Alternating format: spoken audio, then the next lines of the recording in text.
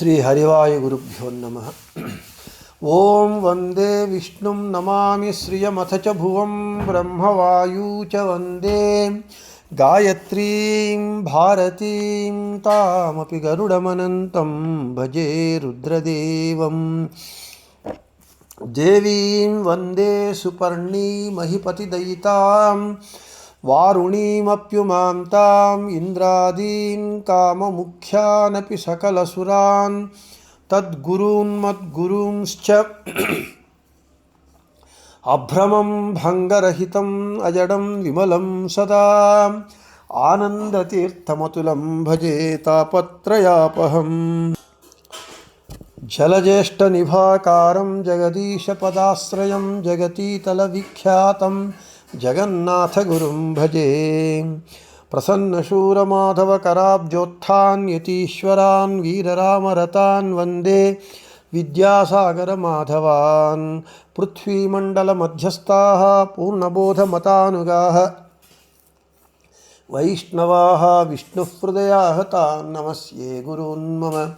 ಆಪಾದಮೌಳಿಪರ್ಯಂತಂ ಗುರುಣಾಮಾಕೃತಿಂ ಸ್ಮರೇತ್ ತೇನ ವಿಘ್ನಾಃ ಪ್ರಣಶ್ಯಂತಿ ಸಿದ್ಧ್ಯಂತಿ ಚ ಮನೋರಥಾಃ. ಶ್ರೀ ಗುರುಭ್ಯೋ ನಮಃ. ಹರಿ ಓಂ. ಹರಿಕಥಾಮೃತಸಾರ ಗುರುಗಳ ಕರುಣದಿಂದ ಆಪನಿತು ಪೇಳುವೆ, ಪರಮ ಭಗವದ್ಭಕ್ತರಿದನಾದರದಿ ಕೇಳುವುದು. ಶ್ರೀರಮಣಿಕರ ಕಮಲ ಪೂಜಿತ ಚಾರು ಚರಣ ಸರೋಜ ಬ್ರಹ್ಮ ಸಮೀರವಾಣಿ ಫಣೀಂದ್ರವೀಂದ್ರ ಭವೇಂದ್ರ ಮುಖ ವಿನುತ ನೀರಜ ಭವಾಂಡೋದಯ ಸ್ಥಿತಿ ಕಾರಣನೆ ಕೈವಲ್ಯದಾಯಕ ನಾರಸಿಂಹನೆ ನಮಿಪೆ ಕರುಣಿಪುದೆ ಮಗೆ ಮಂಗಳವ. ಭೂಸಲಿಲ ಶಿಖಿ ಪವನ ಭೂತಾಕಾಶದೊಳಗೈದೈದು ತನ್ಮಾತ್ರಾ ಸಹಿತ ಒಂದಧಿಕ ಪಂಚಾಶದ್ವರ್ಣವೇದ್ಯ ಈ ಶರೀರದಿ ವ್ಯಾಪಿಸಿದ್ದು ಸುರಾಸುರರಿಗೆ ನಿರಂತರದಲ್ಲಿ ಸುಖಾಸುಖಪ್ರದನಾಗಿ ಆಡುವ ದ್ವೇಷಿಪರ ಬಡಿವ. హరికథామృతసారం పాఠంలో పంచతన్మాత్ర సంధి యందు నిన్నటి రోజున 4వ పద్యం చెప్పుకోవడం జరిగింది.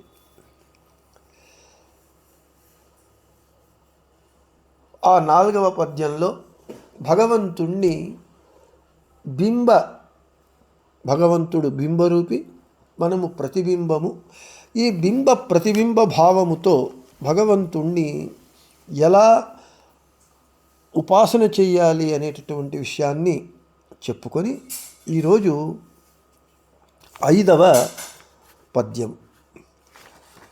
ఇంతకుముందు చెప్పుకున్నట్లుగా మనకున్నటువంటి 4 శరీరములందు ఉపాసన చేయాలని చెబుతూ ఇంకా వివరిస్తూ ఉన్నారు. ఈ 4 మనకున్నటువంటి దేహాలలో ఉన్నటువంటి కోశములు, ధాతువులు మొదలైనటువంటి ఆ భాగములందు ఉన్నటువంటి భగవద్రూపములను ఏ విధంగా ఉపాసన చెయ్యాలి అని చెబుతున్నారు. ಈ ಶರೀರ ಚತುಷ್ಟಯಗಳೊಳು ಕೋಶಧಾತುಗ ಭಾರತೀಪ ಪ್ರಾಣೇಶ 21,600 ನಿಪ ಶ್ವಾಸರೂಪಕ ಹಂಸ ಭಾಸ್ಕರ ಭೇಷರೊಳಗಿದ್ದವರ ಕೈವಿಡಿದು ಈ ಸರೋಜ ಭವಾಂಡದೊಳು ಸರ್ವತ್ರ ತುಂಬಿಹನು. ಪದಚ್ಛೇದము. ಈ ಶರೀರ ಚತುಷ್ಟಯಗಳೊಳು ಕೋಶ ಧಾತುಗ ಭಾರತೀಪ ಪ್ರಾಣೇಶನು 21,600 నిప. ప్రాణేశను 21,600 నిప అంటే ప్రాణేశను 21,600 నిప ಶ್ವಾಸರೂಪಕ ಹಂಸ ಭಾಸ್ಕರ ಭೇಷರೊಳಗಿದ್ದವರ ಭೇಷರೊಳಗೆ ಇದ್ದು ಅವರ ಕೈವಿಡಿದು ಈ ಸರೋಜ ಭವಾಂಡದೊಳು ಸರ್ವತ್ರ ತುಂಬಿಹನು. ఇక పదచ్ఛేదము. ఈ శరీర చతుష్టయగళులు అంటే మనం వెనుక చెప్పుకున్నట్లుగా స్వరూపదేహము, లింగదేహము, అనిరుద్ధ దేహము మరియు స్థూల దేహం అనేటటువంటి 4 విధములైనటువంటి దేహములందు కోశ, మన దేహంలో పంచకోశములున్నాయి. అన్నమయ, ప్రాణమయ, మనోమయ, విజ్ఞానమయ మరియు ఆనందమయ. ఈ కోశములందు సప్త ధాతువులున్నాయి. త్వక్, చర్మము, మాంసము, మేధస్సు, మజ్జ, రుధిరము, అస్థి అనేటటువంటి ఈ సప్త ధాతులందు గ అంటే కోశధాతు, గ అంటే ఉన్నటువంటి వాడై, అంటే కోశములందు ధాతువులందు ఉన్నటువంటి వాడై, వ్యాపించినటువంటి వాడై. భారతి అంటే వాగ్దేవి అయినటువంటి భారతి. అంటే పతి అయినటువంటి ప్రాణేశను, ముఖ్య ప్రాణుల వారు, ముఖ్య ప్రాణాంతర్గతుడై లేదా ముఖ్య ప్రాణుడు. హంసనామక అంటే హంసనామక భగవంతుని యొక్క మంత్రం, హంస మంత్రము 21,600 21,600 సంఖ్యాకమైనటువంటి ఒక రోజుకు శ్వాసక్రియారూపముతో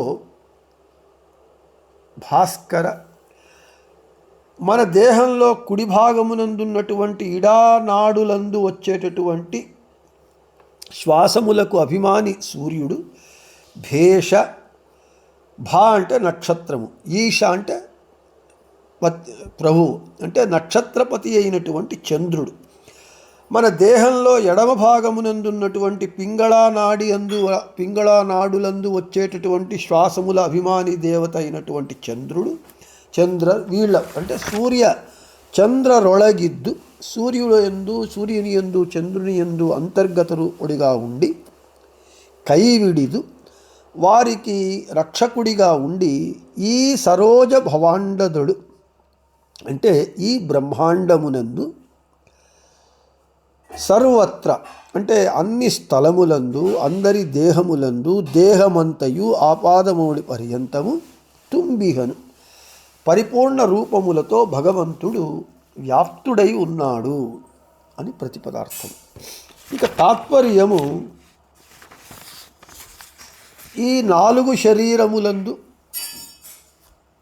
స్వరూప, లింగ, అనిరుద్ధ, స్థూల దేహములందు 5 కోశములు అన్నమయ, ప్రాణమయ, మనోమయ, విజ్ఞానమయ, ఆనందమయ మరియు సప్త ధాతువులు త్వక్, చర్మము, మాంసము, మేధస్సు, మజ్జ, రుధిర, అస్థి ఈ సప్త ధాతువులందు ఉన్నటువంటి భారతీపతి అయినటువంటి ముఖ్య ప్రాణుల వారికి పతి అయినటువంటి ప్రభు అయినటువంటి స్వామి అయిన భగవంతుడు హంసరూపముతో ముఖ్య ప్రాణుల వారి యందు ఉండి ముఖ్య ప్రాణుల ద్వారా ప్రతి ఒక్క జీవుని యందు రోజుకు 21,600 హంస మంత్ర జపాన్ని శ్వాసక్రియా రూపంగా చేయిస్తూ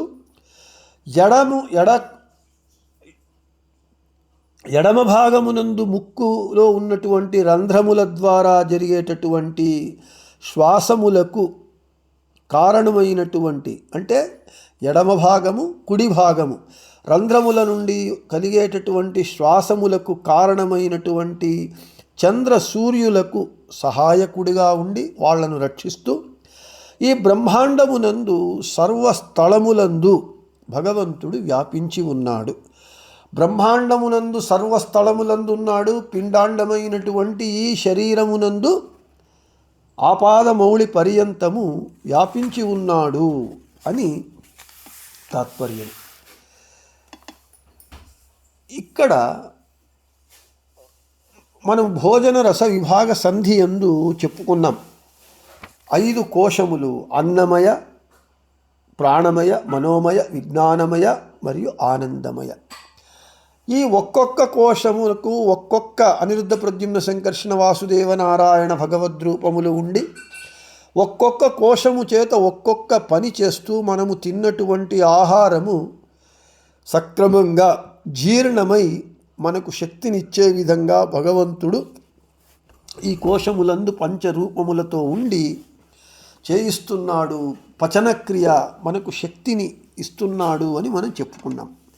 ఆ పంచకోశములందు ఇక సప్తధాతువులు అందరికీ తెలుసు. ఒంటిలో ధాతువులు ఉన్నాయి, 7 ధాతువులు ఉన్నాయి. అవి త్వక్, చర్మము, మాంసము, మేధస్సు, మజ్జ, రుధిర, అస్థి. ఈ సప్తధాతువుల యందు కూడా భగవంతుడు ఉన్నాడు. ఈ మన దేహము 24 తత్వములతో కూడుకున్నటువంటిది. ఆ తత్వములకు అభిమాని దేవతలు ఉన్నారు. ఆ అభిమాని దేవతలకు ప్రభు అయినటువంటి జీవోత్తములైనటువంటి ముఖ్య ప్రాణుల వారు వాయుదేవుల వారు ఉన్నారు. ఆ వాయుదేవుల వారు మన దేహంలో ఉండి మనము హరికథామృతసారము మంగళాచరణ సంధి ఎందు చెప్పుకున్నాం. 6 ಶತಶ್ವಾಸ ಜಪಗಳ 3 ವಿಧ ಜೀವರೊಳಗ ಅಬ್ಜಜ ಕಲ್ಪ ಪರ್ಯಂತತ ರಚಿಸಿ ಸಾತ್ವರಿಗೆ ಸುಖ ಸಂಸಾರ ಮಿಶ್ರರಿಗೆ ಅಧಮ ಜನರಿಗೆ ಅಪಾರ ದುಃಖಗಳೀವ ಗುರು ಅವಮಾನ ಸಲಹೆಮ್ಮ. ఈ తత్వాభిమాని దేవతలందరికీ ప్రభువైనటువంటి జీవోత్తములైనటువంటి వాయుదేవుల వారు మన దేహంలో ఉండి రోజుకు 21,600 మార్లు శ్వాసక్రియ జరిపిస్తారు. మనము నిద్రపోతున్నా, భోజనం చేస్తున్నా, మాట్లాడుతూ ఉన్నా, తింటూ ఉన్నా, పడుకొని ఉన్నా మనకు తెలియకుండా, మన ప్రమేయం లేకుండా 21,600 మార్లు మనము ఉచ్ఛ్వాస నిశ్వాస రూపమైనటువంటి శ్వాసక్రియను చేస్తున్నాము. అది వాయుదేవుల వారు చేయిస్తూ ఉన్నారు. వాయుదేవుల వారు స్వతంత్రంగా చేయిస్తున్నారా అని అంటే వాయుదేవుల వారు కూడా స్వతంత్రుడు కాబట్టి ఆ వాయుదేవుల వారి యందు భగవంతుడు హంసనామక భగవంతుడు ఉండి వాయుదేవుల వారి ద్వారా ఈ జీవుల చేత రోజుకు 21,600 మార్లు ఉచ్ఛ్వాస నిశ్వాస రూపమైనటువంటి శ్వాసక్రియను జరిపించి ఆ శ్వాసక్రియ మూలంగా హంసస్సోహం స్వాహ అనేటటువంటి హంస షడక్షర మంత్ర జపాన్ని జీవుల చేత భగవంతుడు చేయిస్తూ ఉన్నాడు. మనము మన దేహంలో ఎడమ భాగము కుడి భాగములందు నాడులున్నాయి. ఎడమ భాగమునందు ఇడానాడులు, దానికి అభిమాని దేవత చంద్రుడు. రాత్రి నాడులు అని పిలుస్తారు. ఇవి స్త్రీ నాడులు. కుడి భాగంలో ఉండేటటువంటి నాడులు పింగళ నాడులు, దానికి అభిమాని దేవత సూర్యుడు. తర్వాత ఈ దివానాడులు అంటారు, పగటి పురుష నాడులు. ఈ విధంగా స్త్రీ పుం నాడుల ద్వారా దానికి అభిమానమైనటువంటి చంద్రుడు సూర్యుల ద్వారా భగవంతుడు దానికి సంకేతంగా మన ముక్కు ఉన్నది. ముక్కుకు 2 రంధ్రాలు ఉన్నాయి, కుడివైపు ఎడమవైపు. ఈ విధంగా ఈ ముక్కు యొక్క 2 రంధ్రముల ద్వారా ఉచ్ఛ్వాస నిశ్వాస శ్వాసక్రియను భగవంతుడు వాయుదేవుల వారి ద్వారా చేయిస్తూ లెక్క వేసుకోండి 21,600 మార్లు అని చెబుతూ ఉన్నారు. కేవలము శ్వాసక్రియయేనా అని అంటే కేవలము శ్వాసక్రియ కాదు, హంసమంత్ర జపాన్ని చేయిస్తూ ఉన్నారు. భగవంతుడు అనంతానంత నామములు కలిగినటువంటి వాడు. అందులో భగవంతునికి హంస అని పేరు. ఈ హంస అని అంటే ఎందుకు పేరు వచ్చిందయ్యా అని అంటే సర్వస్య దుఃఖ హంతృత్వాత్ హంస.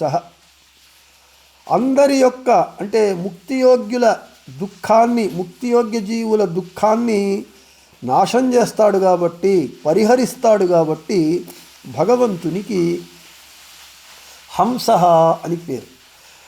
72 మహామంత్రములపైకి మంత్రములలో ఈ హంస మంత్రము కూడా, హంసస్సోహం స్వాహ అనేటటువంటి మంత్రము కూడా ఒకటే.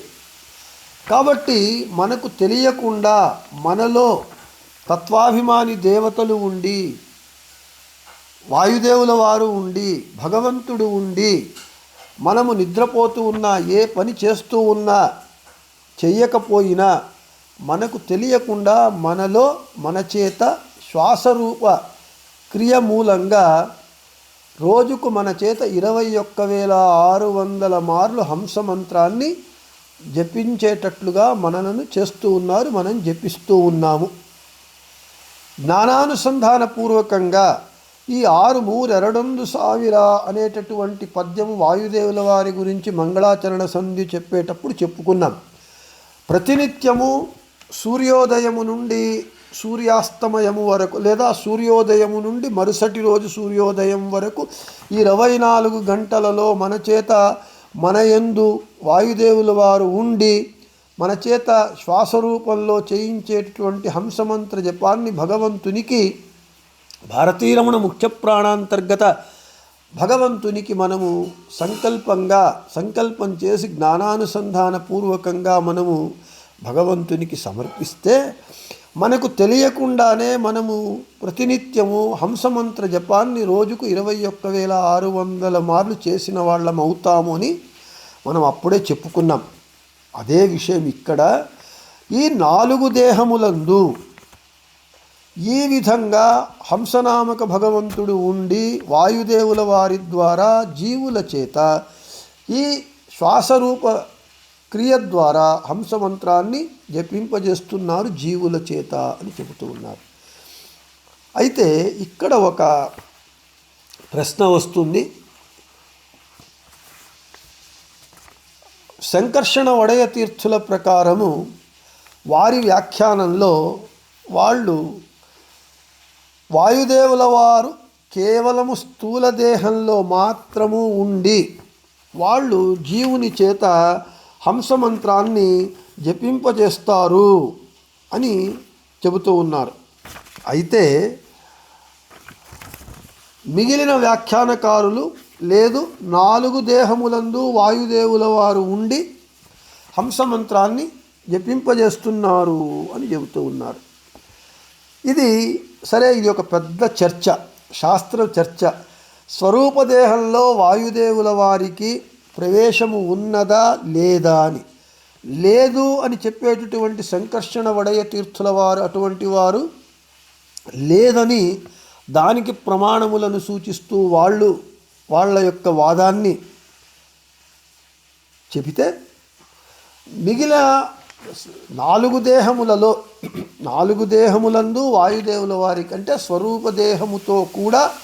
స్వరూపదేహంలో కూడా వాయుదేవుల వారికి ప్రవేశమున్నది అనేటటువంటి వాదం చేసేటటువంటి వారు వారి వాదానికి మద్దతుగా వారు కూడా చెబుతున్నారు. ఇక్కడ జగన్నాథదాసుల వారు స్పష్టంగా చెబుతూ ఉన్నారు, ఈ శరీర చతుష్టయగళులు ఈ 4 జీవుని యొక్క 4 శరీరముల యందు అని. అయితే వ్యాఖ్యానకారులు వారి వాదానికి అనుకూలంగా కొందరు స్వరూపదేహంలో వాయుదేవుల వారికి ప్రవేశం ఉన్నది అని కొందరు వాదిస్తున్నారు, కొందరు లేదు అని వాదిస్తూ ఉన్నారు. ఇది శాస్త్ర చర్చ, అది చాలా పెద్ద చర్చ కాబట్టి ఇక్కడ మనకు అది వద్దు. ఇక్కడ వ్యాఖ్యానకారుల వారు ఏమి చెప్పినారు అనేటటువంటి విషయాన్ని మాత్రమే మీకు నేను తెలియజేసేటటువంటి ప్రయత్నము. కాబట్టి మొత్తానికి ఈ 4 దేహముల యందు వాయుదేవుల తత్వాభిమాని దేవతలు వాయుదేవుల వారు భగవంతుడు మనలో ఉండి రోజుకు 21,600 మార్లు శ్వాసక్రియను జరిపించి దాని మూలంగా హంసస్సోహం స్వాహ అనేటటువంటి హంసమంత్రాన్ని మనము జపించేటట్లుగా చేస్తున్నారు. ఈ హంసమంత్ర జపము యొక్క ఫలము మనకు రావాలి అనంటే మనము శ్వాసక్రియ చేసేటప్పుడు మనకు ఆ అనుసంధానం రావాలి. ఇది శ్వాసక్రియ కాదు, హంసమంత్ర జపము అని. అది శాస్త్ర అధ్యయనము చేసి గురువుల ద్వారా విని తెలుసుకొని ఆ అనుసంధానము వచ్చినప్పుడు మనకు అది వస్తుంది. ఈ విధంగా ఒకటే హంసమంత్రము సాత్వికులందు రాజసులందు తామసులందు వాయుదేవుల వారు చేయించిన ಸಾತ್ವಿಕರಿಗೆ ಸುಖ ಸಂಸಾರ ಮಿಶ್ರರಿಗೆ ಅಧಮ ಜನರಿಗೆ ಅಪಾರ ದುಃಖಗಳೀವ ಗುರು ಪವಮಾನ ಸಲಹೆಮ್ಮ. ఒకే మంత్రము హంసస్సోహం స్వాహ అనే షడష్టర మంత్రము సాత్వికులు జపిస్తారు. వాళ్ళు భగవంతుడు ఈశుడు, నేను వాణ్ణి దాసుణ్ణి అనేటటువంటి జ్ఞానానుసంధానంతో వారు జపించి భగవంతుని అనుగ్రహాన్ని పొంది వారు ముక్తికి పోతే, రాజసులు అదే మంత్రాన్ని జపించి నిశ్చయ జ్ఞానం లేకుండా సంశయ జ్ఞానంతో జపించి నిత్య సంసారం, పునరపి జననం పునరపి మరణం అని నిత్య సంసారంలో వాళ్ళు పడితే, ఇక తామసులు హంస, ఆ హంస ఎవరు అంటే నేనే హంస అంటే నేనే భగవంతుణ్ణి అని తామసులు భావించి ఆ జపాన్ని చేసి వారు నిత్య నరకానికి వెళుతున్నారు. వాయుదేవుల వారు అందుకే ಸಾತ್ವಿಕರಿಗೆ ಸುಖ ಸಂಸಾರ ಮಿಶ್ರರಿಗೆ ಅಧಮ ಜನರಿಗೆ ಅಪಾರ ದುಃಖಗಳೀವ ಗುರು ಅವಮಾನ అని చెబుతూ ఉన్నారు. కాబట్టి సులభమైనటువంటి ఉపాసన, ఎలాగో మనము ఊపిరి పీల్చాలి, వదలాలి. అది మనము ప్రయత్నం ఉన్నా లేకపోయినా ప్రయత్నం చేత చేస్తే ఆస్మా పేషెంట్ అవుతాడు. ఊపిరి పీల్చటము వదలటం అనేటటువంటిది అది తనకు తానుగా స్వాభావికంగా జరిగేటటువంటి ప్రక్రియ, ఎలాగో మనం చేస్తున్నాం. అయితే జ్ఞానము సంపాదించుకొని అది హంసమంత్ర జపంగా మనము అనుసంధానపూర్వకంగా ఈరోజు నిన్నటి సూర్యోదయము నుండి ఈరోజు సూర్యోదయం వరకు జరిగినటువంటి ఆ శ్వాసరూప హంసమంత్ర జపాన్ని భగవంతునికి సమర్పించినప్పుడు ప్రతినిత్యము మనకు అన్ని మార్లు హంసమంత్రం జపించినటువంటి పుణ్యం వస్తుంది. ఇది కూడా ఒక ఉపాసన ప్రక్రియ, సులభోపాసన. చేయవలసిందంతా జ్ఞానము గురువుల చేత పొందాలి. పొందినటువంటి జ్ఞానాన్ని మనము అనుసంధానం అంటే అప్లికేషన్ చేసుకోవాలి, అప్లై చేయాలి. చేసి ఆ కర్మను భగవంతునికి, అదే అయ్యా నీవు హంసరూపి భగవంతుడా, నీవు ముఖ్య ప్రాణుల వారి యందు ఉండి వారి మూలంగా నా చేత ఈ జపించి నీ మంత్రాన్ని నీవు నా చేత జపింపజేసినావు, దానిని నీకు నేను సమర్పిస్తున్నాను అని సమర్పించినప్పుడు ఆ మంత్ర జపము యొక్క ఫలం మనకు వస్తుంది అని చెబుతూ ఈ పద్యాన్ని ముగించి, ಶಿರಗಳೈದೈದೆರಡು బాహుగಳೆರಡು పాదಗಳೊಂದು అనేటటువంటి 6వ పద్యాన్ని రేపు చెప్పుకుందామని చెబుతూ శ్రీకృష్ణార్పణమస్తు, మధ్వేశార్పణమస్తు. అందరికీ